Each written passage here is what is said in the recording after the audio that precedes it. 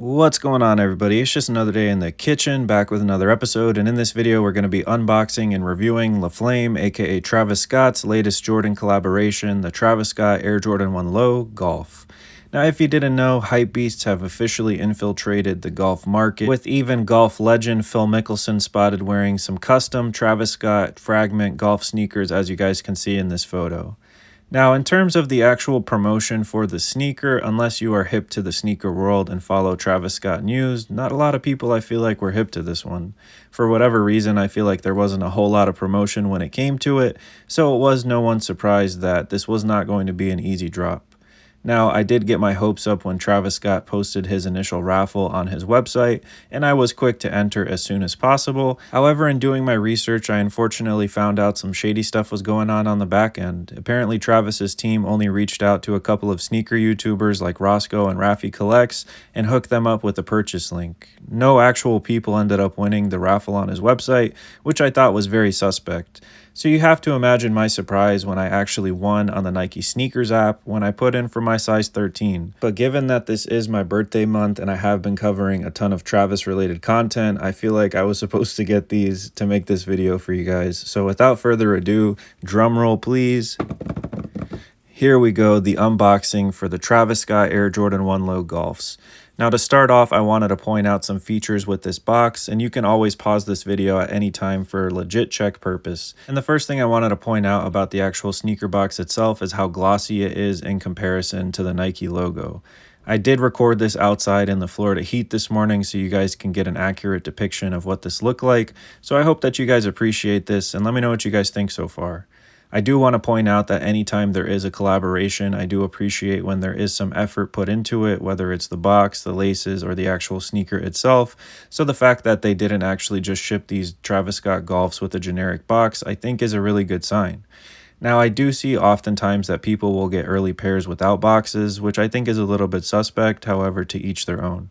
Like I've mentioned in several of my videos, your boy rocks a size 13, so all of my big feet gang, I definitely understand what you're going through with how hard it is to find pairs. Now, as we take a deeper dive into this unboxing video, you'll notice that it does feature the now classic Travis Scott tones, which are brown and earth tones in general.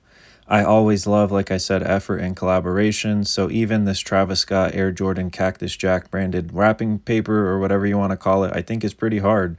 And with most of his, if not all of his sneaker collaborations, you see similar effort. And if you appreciate these little things as well, let me know in the comments. And something else I wanted to point out, and I say this with confidence, is the fact that LaFlame has been holding down the sneaker game ever since Kanye exited with Adidas.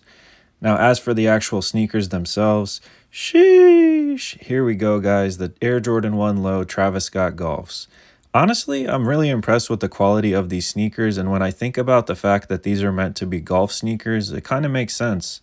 Quality control-wise, just my initial thoughts, I was super impressed, and the quality of the tumbled leather here is actually really good. And one thing I do want to mention is you'll see the different types of materials that were used on the sneaker, with the tumbled leather contrasting the really soft and buttery suede.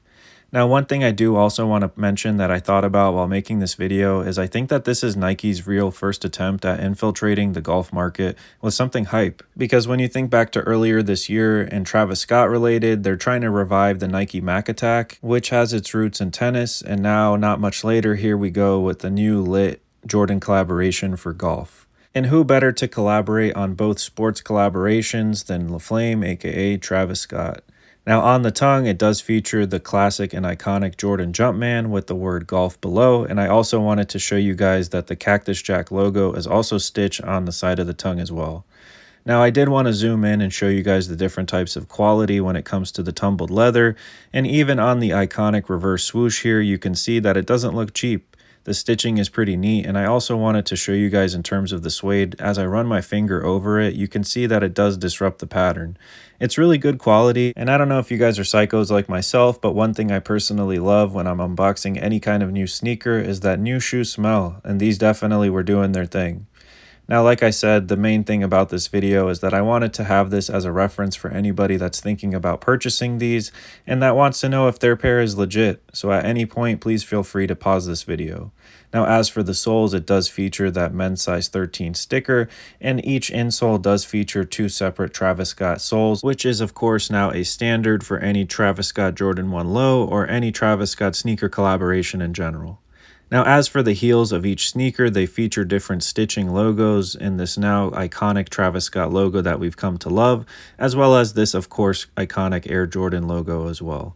Now, as for the actual rest of the soles, they don't have a whole lot going on, but one of the more curious or interesting features of this sneaker collaboration is the raised texture and consistency of the sole. Now, if you couldn't tell, these sneakers are marketed and are supposed to be made for use with golfing, and you'll notice that there are some raised features here on the sole, which I'm assuming are supposed to help with traction on the pitch. Now, I tried to angle this so you guys could see that there are some raised features, and I am also going to compare this to another Travis Scott Jordan 1 Low, so you of course have a reference of what I'm talking about when I'm saying that the texture is raised. Now, as for that comparison, I wanted to show you guys just the difference in how the soles were actually created. The rubber looks to be the same, but as you can tell on the pair on the left, it's definitely much flatter compared to the pair on the right. And I'll go ahead and angle my camera here in just a second so you guys can really see exactly what I'm talking about.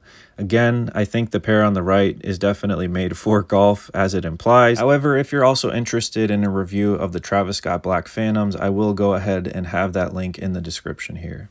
Now, as for the left pair of the sneaker, I did want to show you guys the difference in the insole, and as you can see, it features the Jumpman logo with the word golf, along with the Cactus Jack logo a little bit later in the shoe. Now, in addition to the white defaulted laces that you do get 3 colored options for laces that you can swap out with.